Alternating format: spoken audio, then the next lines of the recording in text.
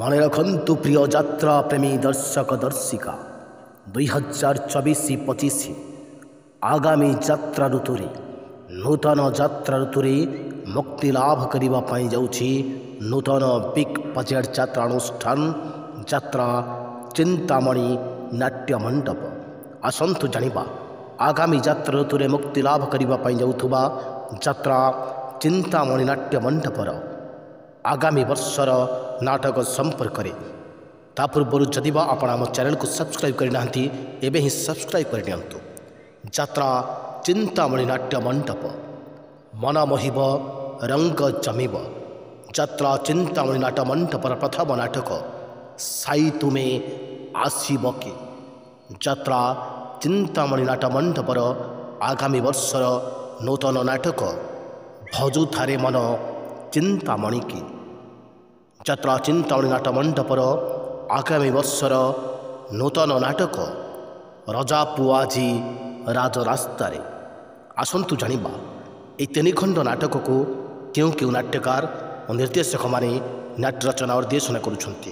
ସାଇ ତୁମେ ଆସିବ କି ଏ ନାଟକଟିକୁ ନାଟ୍ୟ ରଚନା କରିଛନ୍ତି ଓଡ଼ିଶା ଯାତ୍ରା ଜଗତର ସୁନାମଧନ୍ୟ ଯୁବ ନାଟ୍ୟକାର ଡକ୍ଟର ଦୀପକ ଜେନା।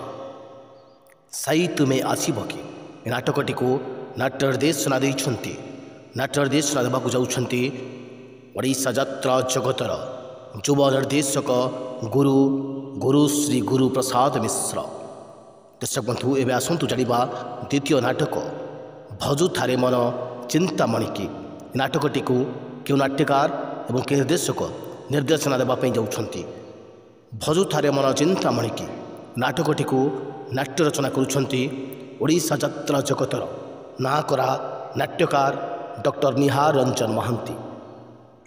ଏ ନାଟକଟିକୁ ନିର୍ଦ୍ଦେଶନା ଦେବା ପାଇଁ ଯାଉଛନ୍ତି ଓଡ଼ିଶା ଯାତ୍ରା ଜଗତର ନିର୍ଦ୍ଦେଶକ ସୁନାମଧନ୍ୟ ନିର୍ଦ୍ଦେଶକ ପ୍ରଶାନ୍ତ ନାୟକ ଓରଫ ବଳିଆ ସାର୍। ଏବେ ଆସନ୍ତୁ ଜାଣିବା ଯାତ୍ରା ଚିନ୍ତାମଣି ନାଟ୍ୟ ମଣ୍ଡପର ତୃତୀୟ ନାଟକ ରଜା ପୁଅ ଆଜି ରାଜରାସ୍ତାରେ। ଏ ନାଟକଟିକୁ କେଉଁ ନାଟ୍ୟକାର ଏବଂ କେଉଁ ନିର୍ଦ୍ଦେଶକ ନିର୍ଦ୍ଦେଶନା ଦେବା ପାଇଁ ଯାଉଛନ୍ତି। ରଜା ପୁଅ ଆଜି ରାଜରାସ୍ତାରେ ଏ ନାଟକଟିକୁ ନାଟ୍ୟ ରଚନା କରିବା ପାଇଁ ଯାଉଛନ୍ତି ନାଟ୍ୟକାର ସୁକାନ୍ତ ମଲ୍ଲିକ। ଏ ନାଟକଟିକୁ ନିର୍ଦ୍ଦେଶନା ଦେବା ପାଇଁ ଯାଉଛନ୍ତି ନିର୍ଦ୍ଦେଶକ ଶାରଦା ରଣା।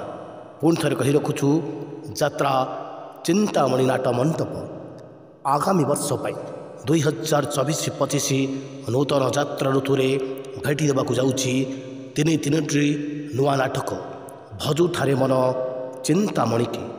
2024-25 ବର୍ଷ ପାଇଁ ଯାତ୍ରା ଚିନ୍ତାମଣି ନାଟ୍ୟ ମଣ୍ଡପର ଆଉ ଏକ ନୂତନ ନାଟକ ସାଇ ତୁମେ ଆସିବ କି।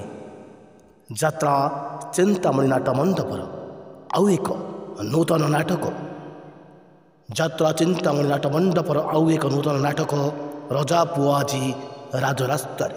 ଦର୍ଶକ ବନ୍ଧୁ ଯଦି ଏ ଭିଡ଼ିଓଟି ଆପଣମାନଙ୍କୁ ଭଲ ଲାଗିଥାଏ ନିହାତି ଭାବରେ ଲାଇକ୍ କରିବେ, ସେୟାର କରିବେ, କମେଣ୍ଟ କରିବେ। ଧନ୍ୟବାଦ।